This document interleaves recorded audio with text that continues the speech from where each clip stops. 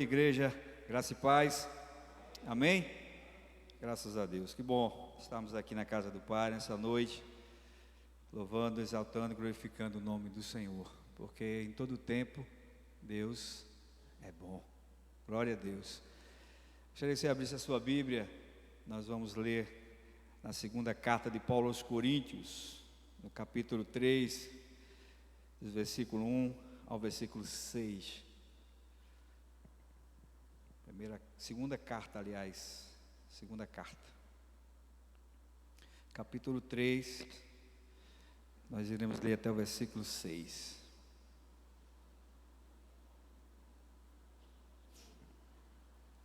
Quem encontrou diz amém?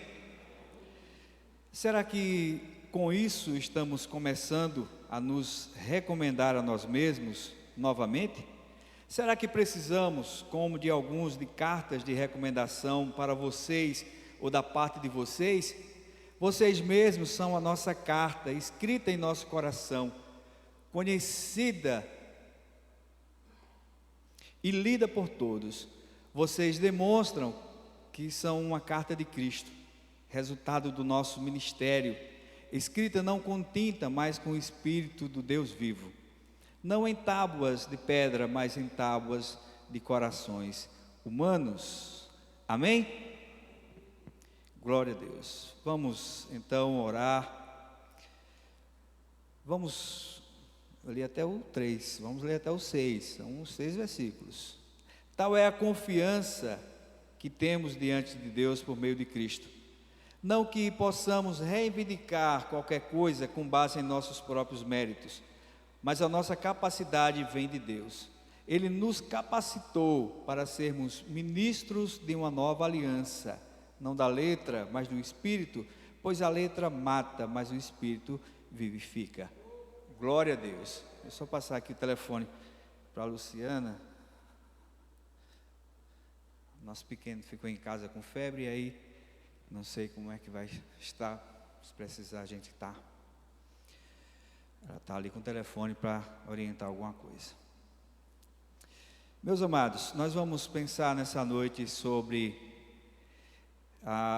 o tema desse assunto. O tema, esse capítulo 3, nesses 6 versículos, nos fala sobre carta.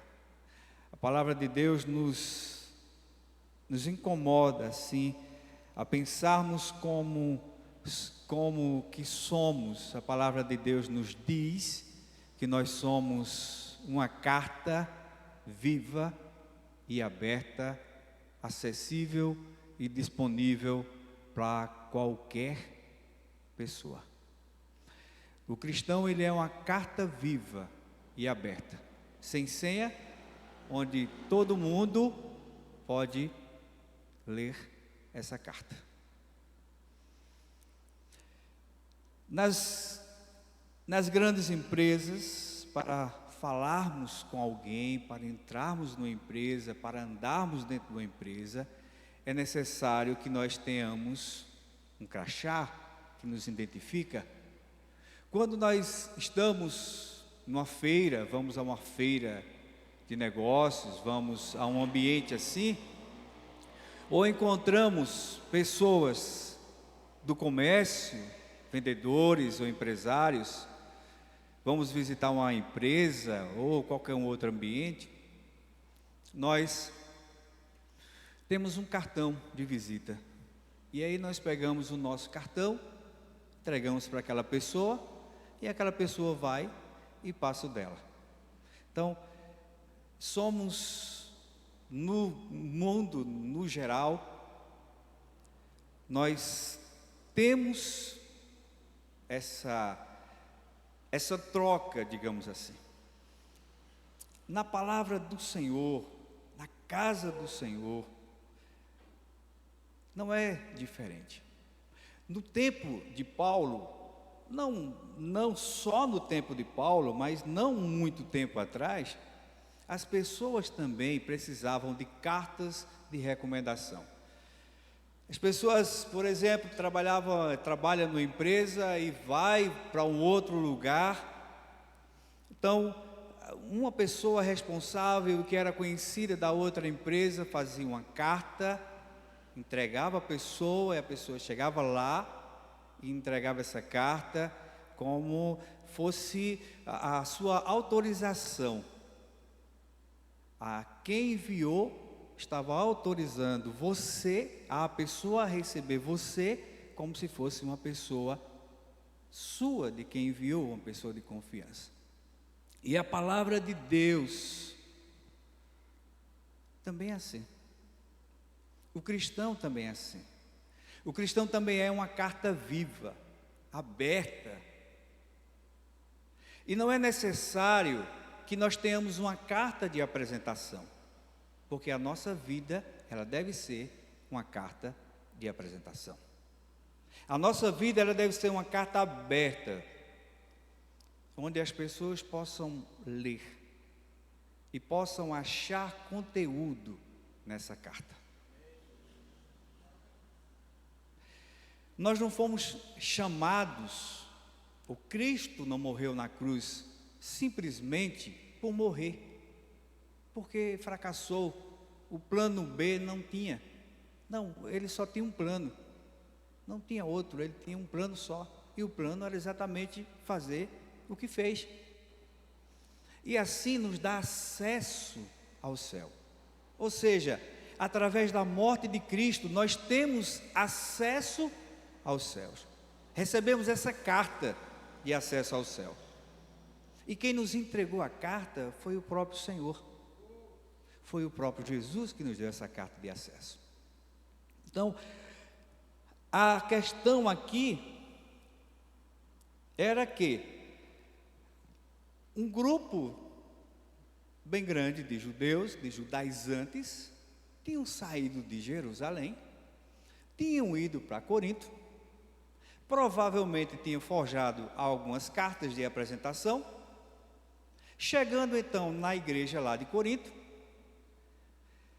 apresentavam essa carta e questionava Paulo, que Paulo não tinha essa carta de apresentação. Nós temos uma carta de apresentação, mas você não tem essa carta de apresentação. Nós fomos enviados por Jerusalém. Jerusalém era o centro da religião, era o centro do cristianismo. Jesus morreu ali, Jesus viveu ali em Jerusalém, em seus arredores. Então, eles tinham essa carta e desafiavam a Paulo, porque Paulo não tinha uma carta de apresentação. E eles tinham essa carta de apresentação. E a questão era essa. A questão era que, como Paulo não tinha, Paulo então não era um discípulo, um enviado, não era verdadeiro. E o versículo 1, ele nos diz: será que com isso estamos começando a nos recomendar a nós mesmos novamente? Versículo 2, ele diz: vocês mesmos são a nossa carta, escrita em nosso coração, conhecida e lida por todos. Mais na frente, Paulo vai dizer que eles era que estavam mercadejando a fé. Isso a gente vê, é comum muito hoje, né? Mercadejar a fé. E o mercadejar, nesse contexto aqui, tinha o sentido de como se fosse adulterar. E mais no contexto, adulterar vinho. Ou seja, você está vendendo um produto e dentro desse produto não está contido o que você está dizendo que tem. Então você está mercadejando, você está adulterando a palavra de Deus. E Paulo então, ele se defende. Ele diz: a igreja de Corinto foi fundada por mim. A gente vê isso no capítulo 18. A gente vê isso também na primeira carta. Nós vimos aqui, vimos Atos e vimos também a primeira carta aos Coríntios. Então Paulo não era como eles. Paulo estava dizendo o seguinte: a minha melhor carta de apresentação está aí, ou está aqui onde vocês estão dizendo, porque nós estamos vendo as vidas que foram transformadas. Então vocês precisam de cartas de apresentação para justificar quem vocês são. Eu tenho a igreja, é como ele diz, vocês são a minha carta de apresentação. E quando nós lemos a palavra, nós vamos ver aqui quem era o povo lá em Corinto. O povo era maldizente, era bêbado, era prostituto. A igreja, o povo lá viviam de várias formas, tinha várias formas de cultos e se vivia da pior maneira possível. A gente vai ver isso no capítulo 9, no capítulo 6, versículos 9 e 10. Então, Paulo compara a igreja de antes com a igreja de agora. E no versículo 11 do capítulo 6, Paulo vai nos dizer que essa carta que eles estavam falando já tinha claramente diante deles. Assim foram alguns de vocês, mas vocês foram lavados, foram santificados, foram justificados no nome do Senhor Jesus Cristo e no Espírito do nosso Deus. Paulo estava dizendo, sabe quem é a minha carta? Sabe quem é o meu testemunho, se estou falando a verdade ou não? É um povo que vivia na prostituição, viviam da pior maneira que poderia existir, e hoje são um povo que foram lavados pelo poder do Espírito Santo. São pessoas que viviam nessa miséria e hoje são pessoas transformadas. A minha carta de apresentação é essa igreja que vocês estão vendo. A carta de apresentação do Senhor somos nós, porque um tempo vivíamos assim também. Então Paulo era totalmente consciente do que fazia. No capítulo 2, no versículo 17 do capítulo 2, Paulo no finalzinho diz assim: ao contrário de muitos, não negociamos a palavra de Deus visando lucros. Antes, em Cristo, falamos diante de Deus com sinceridade, como homens enviados de Deus. Aqui nós vamos ver 4 verdades daqui de Paulo. Primeiro é que ele fala em nome de Cristo. O segundo é que ele anda na presença de Deus. A terceira coisa é que ele fala com sinceridade. E a quarta é que ele fala da parte de Deus. E é impossível qualquer um fazer uma transformação na vida do outro se Deus não estiver fazendo essa operação. O maior testemunho, amados, que somos crentes, que somos povo de Deus, é a nossa vida. É as pessoas olharem para nós antes, agora, e compararem, e dizer assim: Deus mudou a vida, Deus transformou a vida dessa pessoa. Por isso nós somos uma carta viva, aberta, sem código nenhum, onde as pessoas nos leem a hora que quiserem. Somos essa carta aberta. Ou seja, Paulo não brincava com a palavra. Paulo não vivia de qualquer forma. Paulo vivia com sinceridade diante de Deus. Olha que chamado, olha que coisa interessante. E aí Paulo continua fazendo a sua defesa, porque a primeira parte ele fez no versículo 17, como nós lemos. Mas a segunda parte em diante ele diz: será que com isso estamos começando a nos recomendar a nós mesmos novamente? Será que precisamos, como de alguns, de carta de recomendação para vocês, ou da parte de vocês? Vocês mesmos são a carta, escrita em nosso coração, conhecida e lida por todos. Aleluia. Assim é a nossa vida, quando as pessoas nos veem. Nós somos aqui e fora. Aqui nós nos vemos, lá fora nos vemos e o povo também nos vê. Então somos essa carta aberta. Vida de testemunha, vida de crente, de honrar ao Senhor, de glorificar a Deus. Isso é a nossa vida. Esse é o nosso chamado, fomos chamados para atrair pessoas, fomos chamados para glorificar o nome do Senhor através da nossa vida. É o que Paulo diz aqui, como eu já li na primeira carta, capítulo 6, versículo 11, diz assim: assim foram alguns de vocês, mas hoje não somos mais, agora nós somos lavados, nós somos santificados, nós fomos justificados em nome do Senhor Jesus Cristo, e vivemos no Espírito do nosso Deus. Aleluia. Vocês são a minha carta. Vocês são a minha carta. E nesse capítulo 3, de 1 a 3, nós podemos ver ainda 4 verdades aqui. A primeira dela é que a verdade escrita no coração é a mais legível, é a mais clara verdade de Deus. A verdade, a palavra escrita no nosso coração, ela é a mais clara verdade de Deus. Em Provérbios capítulo 4 e versículo 23 nos diz assim: sobre tudo o que se deve guardar, guarda o coração, porque dele procedem as fontes, as fontes da vida. Aleluia. Então, a verdade escrita no coração é a mais clara mensagem de Deus. A segunda verdade que nós vemos é que a verdade, a mensagem escrita no nosso coração é a mais convincente mensagem de Deus.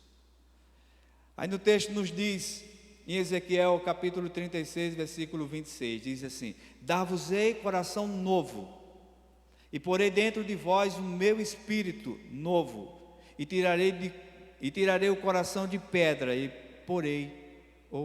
colocarei um coração de carne.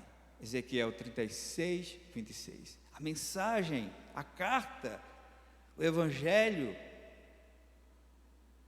ela tem que estar escrita no nosso coração. A palavra de Deus nos diz que o coração, a boca fala do que o coração está cheio. Nós andamos daquilo que nós cremos, da forma que nós cremos, essa é a forma que nós andamos e que nós vivemos. Uma outra verdade é a mensagem no coração, ela é duradoura. Nos diz a palavra do Senhor: guardo no coração as tuas palavras, para não pecar contra ti. Onde é que a gente guarda a palavra? No coração. É a mensagem. Se a mensagem ficar só aqui no intelecto, ela não vai produzir muita coisa. Agora, se ela descer ao coração, se ela for guardada no coração, ela vai produzir, e as pessoas verão em nós o resultado da mensagem de Cristo, as boas novas de salvação. Amém? O mundo, o povo, nem sempre lê a Escritura, nem sempre lê a palavra. Agora a nossa vida, eles leem. A palavra, não leem. Às vezes a gente está ouvindo aí, assistindo, ouvindo alguma coisa, as pessoas pegam uma palavra, colocam lá naquilo que ele está falando, como se Deus estivesse aprovando aquilo que está falando. Nem conhece, mas coloca, para justificar aquilo que eles estão querendo que justifique. Mas você vê que é completamente desconectado, é uma coisa que pega, coloca aqui, mas não tem vida, não tem sentido.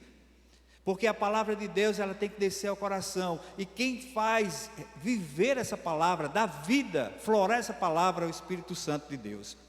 Por isso que não é aqui, é aqui. Por isso que não é só aqui, é aqui, e falando, e andando, e vivendo, é dia após dia. Não esqueça que você é uma carta aberta. Ninguém precisa pedir licença a você para ler a sua vida. As pessoas lhe veem, leem a sua vida, a sua e a minha. Não estou falando para você como se eu tivesse diferente. As nossas vidas, as pessoas leem a hora que quiserem. Vamos à praia, tiramos foto, colocamos. Vamos ao cinema, tiramos foto, colocamos. Estamos na feira, colocamos. Vai comer, coloca lá. E as pessoas vão se comparando, sabe? As pessoas vão comparando, e a gente pensa que não, as pessoas estão nos acompanhando. Você deve ter um monte de seguidor, eu sigo um monte de gente também. Olha, A mensagem do Evangelho, Paulo diz que ela não é escrita com tinta. No versículo 3, vocês demonstram que são uma carta de Cristo, resultado do nosso ministério, escrita não com tinta, mas com o Espírito do Deus vivo, não em tábuas de pedra, mas em tábuas de corações humanos. A palavra, ela não é escrita com tinta, porque a tinta qualquer um lá pode apagar. Não é hoje, amanhã não é, mas quando ela é escrita, meu amado, no coração, não se apaga.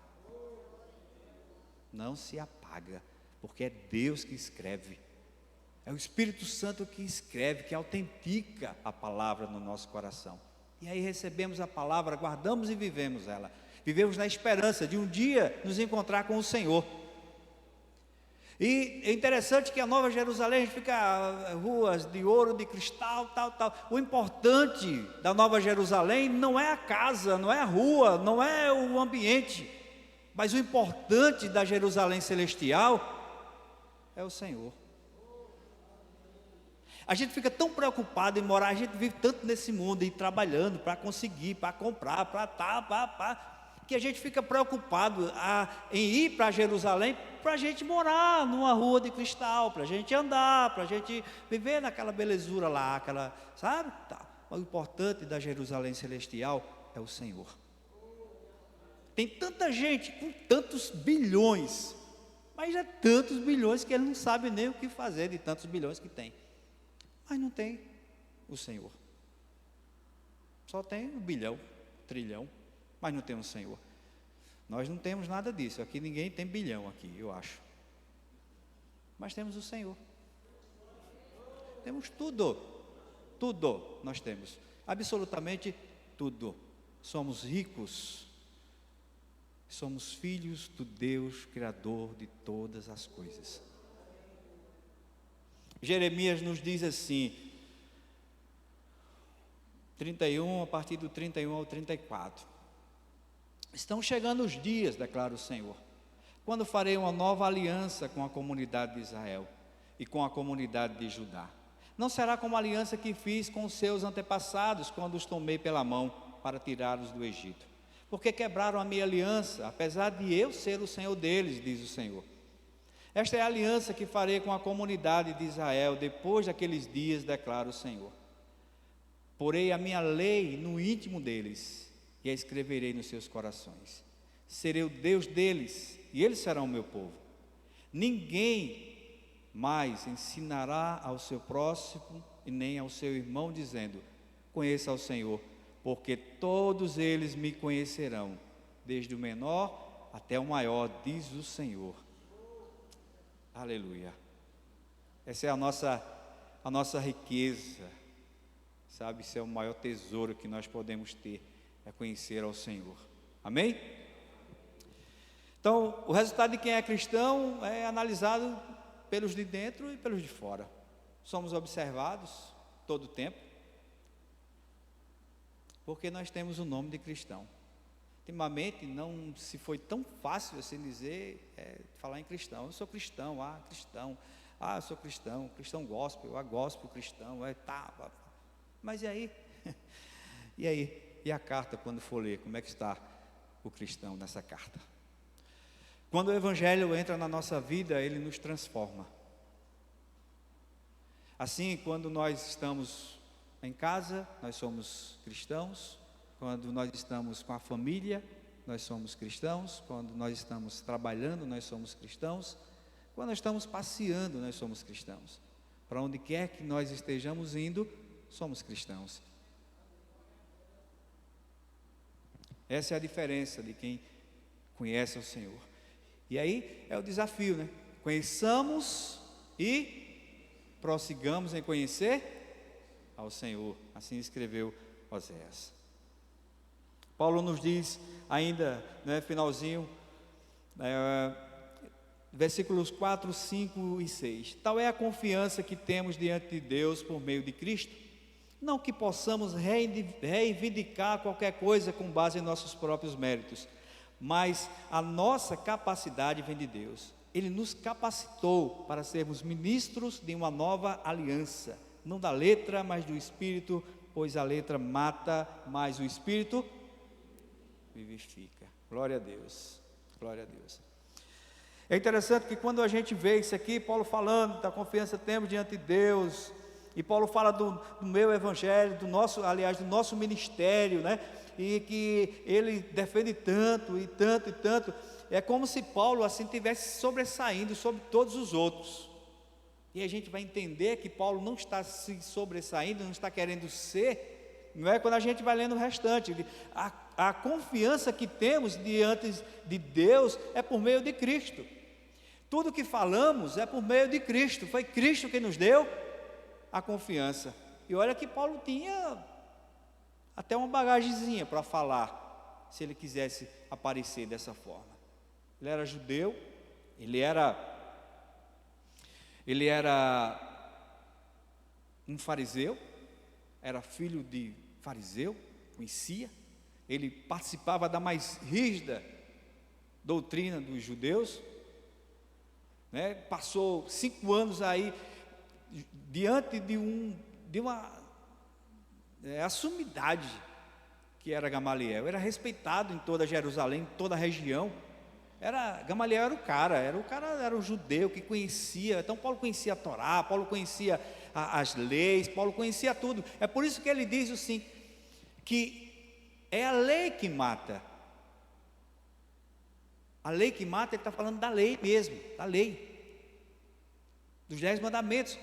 Mas não apenas desse, porque eram 600 e tantos que tinha, que as pessoas eram para cumprir ali. E ninguém cumpre isso aí. Ninguém consegue cumprir. Ninguém consegue cumprir nem os 10 mandamentos. Nem 5 o cara cumpre. Talvez nenhum o cara cumpre. Se não for a graça de Deus, meu irmão, pela lei a gente não vai. Não passa de canto nenhum. Mas é a graça de Deus. É por isso que ele disse, eu sou, né? Ele nos capacitou para sermos ministros, mas não da velha, da antiga aliança, mas agora da nova aliança. Essa nova aliança foi aberta por Jesus Cristo, porque era impossível, como diz Hebreus, que sangue de bode, de carneiro pudesse purificar pecados. Só o sangue de Cristo. Então Paulo diz, o que Paulo estava reclamando aqui era o seguinte, era que esses judaizantes, eles queriam pregar a lei, e a pessoa era salvo, mas se cumprisse a lei, e pela lei ninguém foi salvo, era salvo desde o princípio, desde o começo lá, todo mundo que foi salvo pela graça de Deus, não pela lei, porque ninguém, nenhum dos princípios lá, nem Moisés que a escreveu, ele poderia ser salvo pela lei que escreveu, mas ele foi salvo pela graça de Deus. Por isso que Paulo diz, olha, a letra, ela mata, essa letra que você está trazendo, ela mata, mas não é a letra, é a graça de Deus. E aí, Ezequiel, que nós lemos agora, e Hebreus capítulo 8 também escreveu, copiou esse texto de Ezequiel e colocou-se lá em Hebreu, para que a gente pudesse entender que é Deus que tira o coração do homem, coração de pedra, e coloca um coração de carne. É o Senhor que faz esse milagre. Então, que nós possamos, amados, lembrar que somos cartas vivas, aberta e acessível a todas as pessoas. E as pessoas nos leem, a gente nem observa, mas as pessoas nos leem, sem nem percebermos, nós somos vistos. Que Deus nos ajude, então, a viver o Evangelho e sermos para com Deus o bom perfume de Cristo, como está escrito aqui no versículo 2, versículo 15, diz assim, capítulo 2, versículo 15, porque para Deus somos o aroma de Cristo entre os que estão sendo salvos e os que estão perecendo. É interessante que a palavra é a mesma, Paulo diz assim, porque para Deus somos o aroma de Cristo entre os que estão sendo salvos e os que estão também perecendo. A palavra é a mesma palavra que salva é a mesma palavra que condena. A palavra é a mesma. A diferença é a nossa vida. A diferença é aquilo que nós vamos viver. Porque não existe 2 palavras, existe só uma palavra. Não existe vários deuses, existe só um Deus. palavra é a mesma. A palavra que leva aos céus é a mesma palavra que afasta as pessoas também do céu. Que o Senhor, com a sua misericórdia, a sua infinita graça e bondade, nos ajude a caminharmos, a vivermos e a testemunharmos a palavra do Senhor. Não é fácil, mas é possível. Com o Senhor, tudo é possível. Amém? Lembre-se que você é uma carta viva, aberta, uma carta aberta. Eu e você somos uma carta aberta, em que as pessoas nos leem, sem pedir autorização e sem nós nem sabermos que estamos sendo lidos. As pessoas nos veem e querem ver Cristo em nós. Não querem ver a roupa lá, a camisa lá no final, que nem vê as pontas dos dedos. Querem ver a nossa vida, nosso caminhar. Representamos Cristo, somos cristãos, guardamos a palavra, vivemos a palavra. Isso que as pessoas querem ver em nós. Porque se o mundo visse isso, estaríamos vivendo outros tempos. O mundo não seria assim. Se as pessoas conhecessem o Senhor, conhecessem Deus, conhecessem Jesus, não estávamos dessa maneira. Amém? Deus então nos abençoe, que a sua graça seja sobre as nossas vidas, porque sem ela nós não temos êxito.